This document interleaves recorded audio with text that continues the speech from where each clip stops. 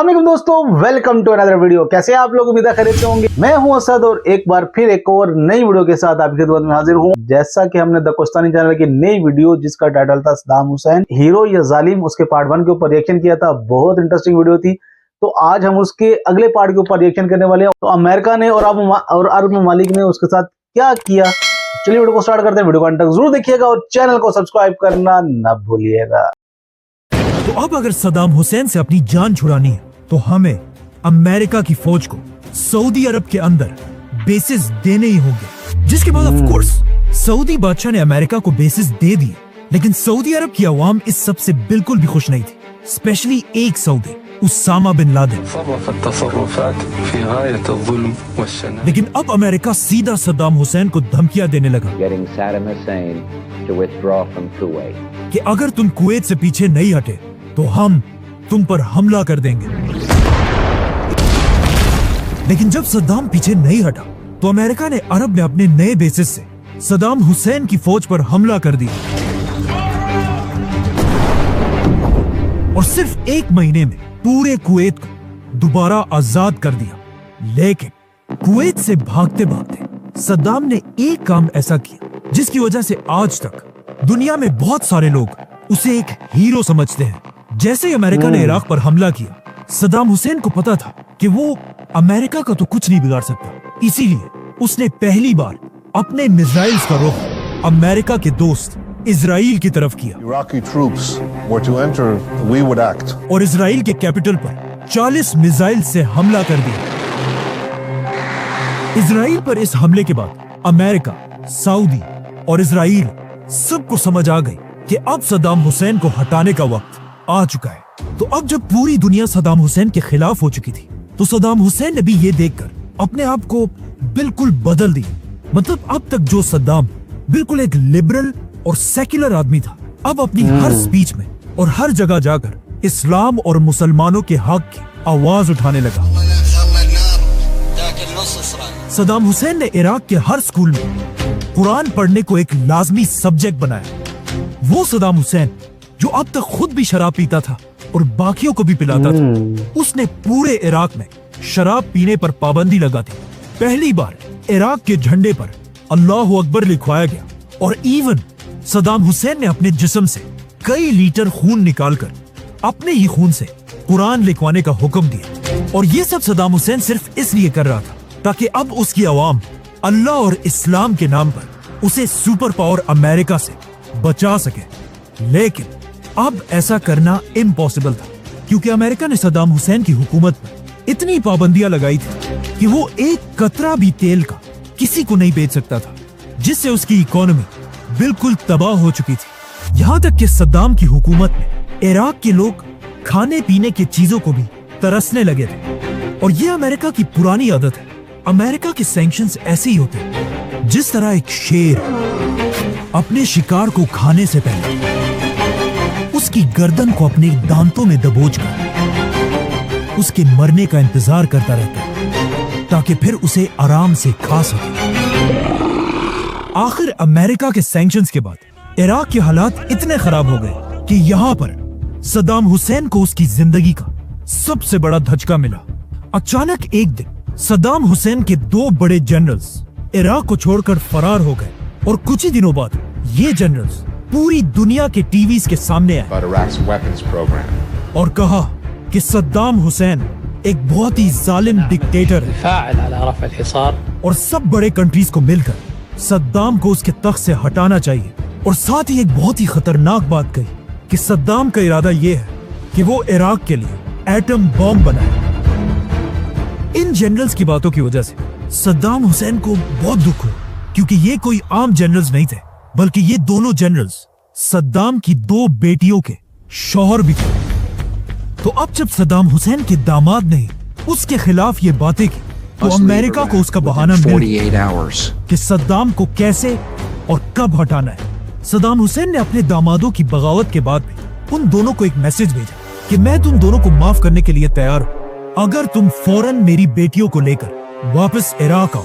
लेकिन जैसे ही उनका जहाज इराक में लैंड हुआ, सद्दाम हुसैन ने उन दोनों को हुक्म दिया कि मेरी दोनों बेटियों को तलाक दो और इस तलाक के कुछ ही घंटों बाद इन दोनों को मार दिया गया। जिसके बहुत अरसे बाद सदाम हुसैन की बेटी से इंटरव्यू लिया गया, जिसमें इंटरव्यूअर ने उससे पूछा कि आपके शौहर को किसने मारा, क्या आपके बाप सदाम हुसैन ने, जिस पर उसने कहा कि नहीं।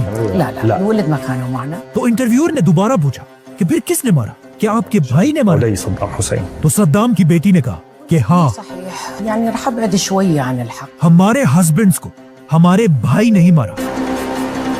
उसका भाई मतलब सद्दाम हुसैन का बड़ा बेटा उदय सद्दाम हुसैन, इराक का सबसे बड़ा डॉन,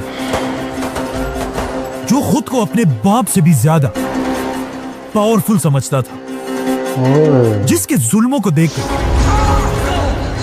हॉलीवुड की बड़ी बड़ी फिल्में भी बनी, जो इराक में अपने टॉर्चर, रेप और बड़ी बड़ी पार्टियों की वजह से मशहूर था। कहा जाता है इराक की हर शरीफ औरत सद्दाम के इस बेटे के सामने आने से डरती थी, जो कभी भी किसी को उठाकर किडनैप कर लेता था और कोई इसे कुछ नहीं कह सकता था, क्योंकि इराक इसके बाप का मुल्क, जो इराक में कहीं पर भी किसी पर भी गोलियां चलाता था। सदाम हुसैन इन्हीं हरकतों की वजह से अपने इस बेटे से बहुत तंग था, लेकिन वो क्या करता, इसे कुछ कह भी नहीं सकता था। क्या करूं मैं इसका, क्या करूं, मार भी नहीं सकता, प्यार जो करता है मुझसे। जिसके गैराज में दुनिया की हर लग्जरी गाड़ी खड़ी थी, लेकिन सद्दाम अपने सारे गंदे काम भी अपने इसी बेटे से कराया करता था। इसीलिए अपने बेटियों के शौहरों को मारने का टास्क भी सद्दाम ने अपने इसी बेटे को दिया, जिसने जाकर उन्हें कुछ ही घंटों में मार दिया। अब सद्दाम हुसैन के दोनों दामाद मर तो गए थे, लेकिन उनकी की हुई बातें अब भी जिंदा थी। सद्दाम के केमिकल और एटम बॉम्ब।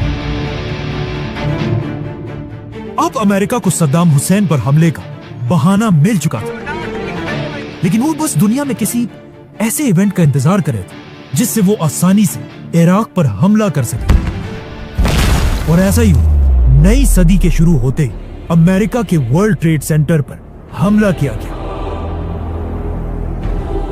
अमेरिका के प्रेसिडेंट जॉर्ज बुश ने बहुत कोशिश की कि किसी तरह इस हमले का इल्जाम वो इराक के सद्दाम हुसैन पर लगा सके और फिर इराक पर हमला करके अमेरिका वहां की पूरी ऑयल पर कब्जा कर ले। लेकिन बहुत कोशिश करने के बाद भी जब उसे कोई सबूत नहीं मिला, तो उसने मजबूरन इराक को छोड़कर अफगानिस्तान पर हमला कर दिया। लेकिन अब मसला यह था कि अफगानिस्तान अमेरिका से हजारों किलोमीटर दूर है और अमेरिका को अपने टैंक्स, जहाज और ट्रक्स इतने दूर भेजने के लिए एक बार फिर बहुत ज्यादा ऑयल की जरूरत थी। इसीलिए अफगानिस्तान पर हमले के कुछ ही अरसे बाद अमेरिका एक बार फिर इराक के सद्दाम हुसैन पर झूठे इल्जाम लगाने लगा। अमेरिका सद्दाम हुसैन के उसी दामाद का इंटरव्यू बार बार चलाने लगा, जिसमें उसने क्लियरली कहा था कि सद्दाम हुसैन के पास केमिकल और एटम बॉम्ब है। लेकिन ये सब बिल्कुल झूठ था, क्योंकि जब यूएन ने इन बॉम्ब्स को ढूंढने के लिए अपनी टीम इराक की तरफ भेजी, तो उन्हें पूरे इराक में ऐसा कोई भी बॉम्ब नहीं मिला। लेकिन फिर भी अमेरिका अपने झूठ से पीछे नहीं हट रहा था। तो अब अमेरिका जैसे सुपर पावर को रोकने के लिए दुनिया के आम लोग सड़कों पर आए। दुनिया की 600 सिटीज में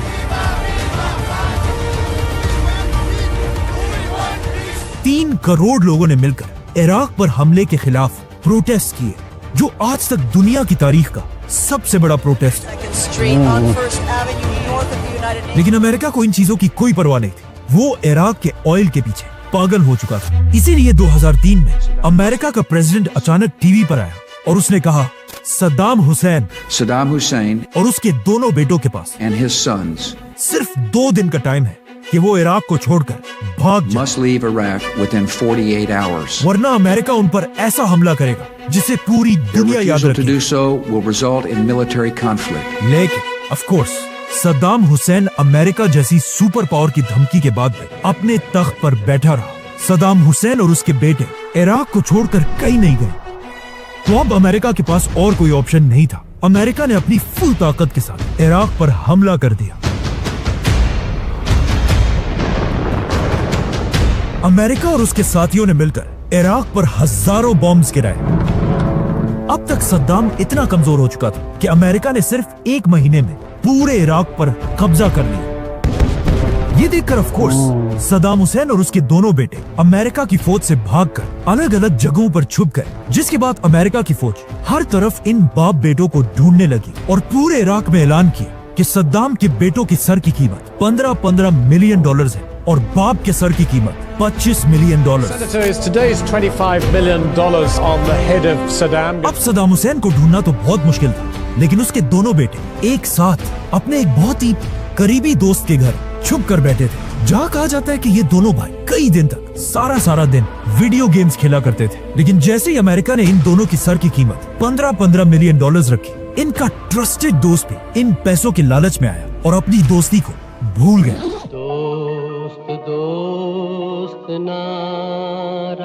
उसने सद्दाम हुसैन के बेटों को कहा, मुझे एक बहुत जरूरी काम से कहीं जाना है। ये दोस्त सीधा अमेरिका की CIA के पास गए और उन्हें कहा कि मेरे पास सद्दाम के दोनों बेटे हैं। ये सुनते ही अमेरिका ने उसे 30 मिलियन डॉलर्स का इनाम दिया, जो आज 13 अरब रुपए बनते हैं, मतलब 1300 करोड़ रुपए। अमेरिका ने ये सारे पैसे उस दोस्त को दिए और जाकर सद्दाम के दोनों बेटों के घर को हर तरफ से घेर लिया। लेकिन सरेंडर करने के बजाय सद्दाम के दोनों बेटों ने अमेरिका की फौज पर क्लाशनकोफ और रॉकेट लॉन्चर से हमला कर दिया। आखिर 3 घंटों की सख्त लड़ाई के बाद अमेरिका ने इन दोनों भाइयों को मिसाइल से उड़ा दिया। जैसे ही अमेरिका की फौज घर के अंदर गई, उन्होंने देखा कि सद्दाम के दोनों बेटे जमीन पर मरे हुए पड़े, लेकिन अब भी घर के अंदर से कोई उन पर फायरिंग कर रहा है। जब उन्होंने गौर से देखा तो उन्हें पता चला कि ये तो एक छोटा सा बच्चा है जो उन पर फायरिंग कर रहा है। ये छोटा सा बच्चा कोई और नहीं बल्कि सद्दाम का पोता मुस्तफा सद्दाम हुसैन था, जो इतनी छोटी सी एज में भी अमेरिकन के सामने सरेंडर करने को तैयार नहीं था। जिसके बाद अमेरिका ने इस बच्चे पर भी फायरिंग करके उसे मार दिया। अब जब ये खबर उनके बाप सद्दाम हुसैन तक पहुंची और उन्हें बताया गया कि आपके दोनों बेटों को मार दिया गया, तो उसने सबसे पहले पूछा कि क्या मेरे बेटों ने सरेंडर किया या अमेरिकन के साथ लड़कर शहीद हुए। तो उन्हें बताया गया कि आपके दोनों बेटे अपने खून के आखिरी कतरे तक अमेरिका की फौज के साथ लड़ते रहे। ये सुनते ही सद्दाम हुसैन ने कहा कि या अल्लाह, आपका बहुत शुक्र है कि आपने मुझे ऐसे बहादुर बेटे दिए। जिसके बाद सद्दाम हुसैन ने रेडियो पर आकर एक स्पीच की और कहा कि मेरे दोनों बेटों को शहीद कर दिया गया, लेकिन अगर मेरे ऐसे ही 100 और बेटे होते, मैं उन सबको अपनी कौम के लिए कुर्बान कर देता। आखिर कई महीनों तक सद्दाम हुसैन को ढूंढने के बाद अमेरिका को इस बात का पता चला कि सद्दाम हुसैन एक खास मछली मसगूफ बहुत ही शौक से खाता है, और इसी मछली की खबर को फॉलो करते करते सद्दाम हुसैन का पुराना दोस्त अमेरिका की फौज को उसके घर तक लेकर आया, जो एक बहुत ही खराब और टूटी हुई झोंपड़ी थी। लेकिन इस झोंपड़ी के अंदर भी अमेरिकन को कोई नहीं मिला। जैसे ही अमेरिका की फौज इसे एक झूठी खबर समझकर वापस जाने वाली थी, उस शख्स ने, सद्दाम के दोस्त ने, अपने पांव से एक रस्सी की तरफ इशारा किया और कहा, इसे खींचो। इस रस्सी का पीछा करते करते अमेरिका की फौज एक जमीन में एक सुरंग तक पहुंची। अमेरिका का एक फौजी जैसे ही इस सुरंग में अपना ग्रेनेड फेंकने वाला था, अचानक उस सुराख के अंदर से एक लंबी दाढ़ी वाला शख्स निकला और कहा, मैं हूं इराक का प्रेसिडेंट सद्दाम हुसैन और मैं सरेंडर करने के लिए तैयार हूं। दुनिया के सबसे महंगे पैलेसेस और लग्जरी गाड़ियों में फिरने वाला सद्दाम अब एक ऐसे सुरंग से पकड़ा गया जिसमें खड़े होने की जगह भी नहीं थी, और उसके अंदर सिर्फ एक लाइट और एक छोटा सा पंखा लगा हुआ था। अमेरिका ने सद्दाम हुसैन को इसके बाद कई अरसे तक अपने कैद में रखा, और आखिर 1 साल बाद सद्दाम हुसैन को पूरी दुनिया के कैमरों के सामने इराक की अदालत में पेश किया गया। दुनिया ये देखकर हैरान रह गई कि अब ये वो पुराना पावरफुल और मगरूर सद्दाम हुसैन नहीं, बल्कि एक सफेद दाढ़ी वाला कमजोर और बूढ़ा आदमी था। लेकिन जैसे ही जज ने इस बूढ़े सद्दाम से उसका नाम पूछा, तो सद्दाम हुसैन ने उसे कहा कि मेरा नाम पूरा इराक बल्कि पूरी दुनिया जानती है, मुझे तुम्हें बताने की जरूरत नहीं। मतलब अब सब कुछ खोने के बाद भी सद्दाम अपना सर झुकाने के लिए तैयार नहीं था। सद्दाम बार बार उन जजेस से कहता था कि तुम लोग कोई जज वज नहीं हो, बल्कि सिर्फ अमेरिका के एजेंट्स हो, और उनका मजाक उड़ाने के लिए बार बार अदालत में उन पर हंसता रहता था, और कभी पूरे केस को रोककर सबको नमाज पढ़ने का कहता था, और कभी पूरी अदालत का ही बॉयकॉट कर देता था। आखिर सद्दाम हुसैन अपनी इन केसेस की वजह से दोबारा एक हीरो बनने लगा था। इसीलिए 2006 में फाइनली अदालत ने सद्दाम हुसैन को मौत की सजा सुनाई। नाउ अपनी मौत की सजा सुनते ही सदाम हुसैन रोने धोने के बजाय जोर जोर से इजराइल और अमेरिका के खिलाफ नारे लगाने लगा और उसने बार बार फलस्तीन और मुसलमानों के हक के लिए भी नारे लगाए। सदाम हुसैन की जिंदगी की आखिरी ख्वाहिश ये थी कि मुझे एक सोल्जर की तरह एक गन से शूट कर दिया जाए, लेकिन उसकी ये डिमांड रिजेक्ट कर दी गई और उसके कुछ ही दिनों बाद उसे पूरी दुनिया के सामने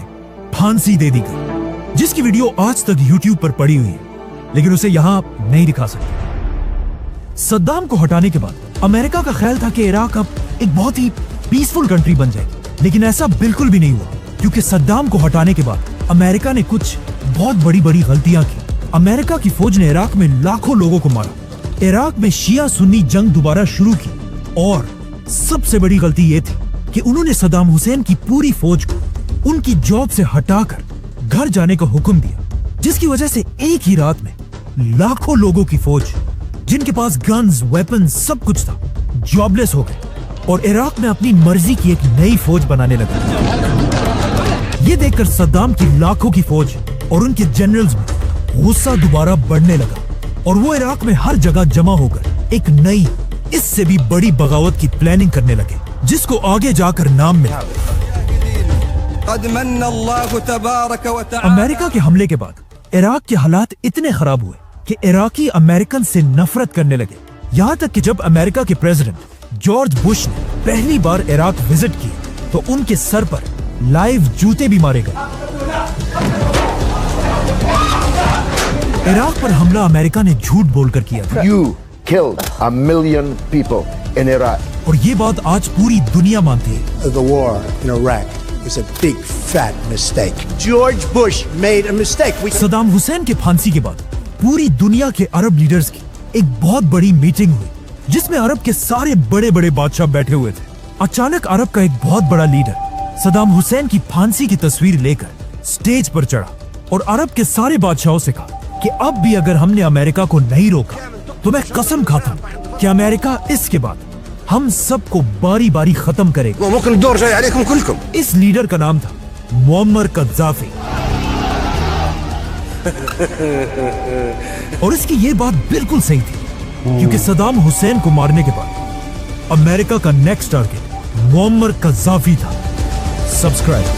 सेकंड वाला पार्ट तो पहले पार्ट से भी बहुत ज्यादा इंटरेस्टिंग था, और इसके अंदर जो जो बातें इन्होंने बताई सद्दाम हुसैन के बारे में, उनके बेटों के बारे में, जो इतना बड़ा गैंगस्टर था कि उसको रोकने वाला कोई नहीं था, जिसके ऊपर मर्जी वो गोलियां चला देता था, जिसको मर्जी उठा लेता था, किडनैप कर लेता, जिस तरह से उसने अपने बहनोइयों को कत्ल कर दिया था। ये सारी चीजें तो हमने हॉलीवुड की मूवीज के अंदर ही देखी, और जिस तरह उन्होंने बताया कि उसके ऊपर बहुत सारी मूवीज बनाई गई थी। इतना बड़ा वो गैंगस्टर था क्योंकि उसको रोकने वाला कोई इसलिए नहीं था कि उसका खुद का बाप इराक का सदर था, और उनके साथ फिर अमेरिका ने क्या किया, सद्दाम हुसैन को किस तरह से फांसी हुई, वो सारा कुछ डिटेल से बताया। वो वीडियो के आखिर में जो एक ट्विस्ट छोड़ा ना, वो बहुत इंटरेस्टिंग है कि इनकी अगली वीडियो कब आएगी, जो कर्नल कज़ाफी के ऊपर होगी। वो भी बहुत बड़े लीडर थे। उम्मीद आपको ये पार्ट भी अच्छा लगा होगा। वीडियो को लाइक कीजिएगा, शेयर कीजिएगा और चैनल को सब्सक्राइब करना ना भूलिएगा। मुझे दे इजाजत, मिलते एक और नई वीडियो के साथ। तब तक के लिए रखिएगा अपना बहुत ज्यादा ख्याल। अल्लाह हाफिज।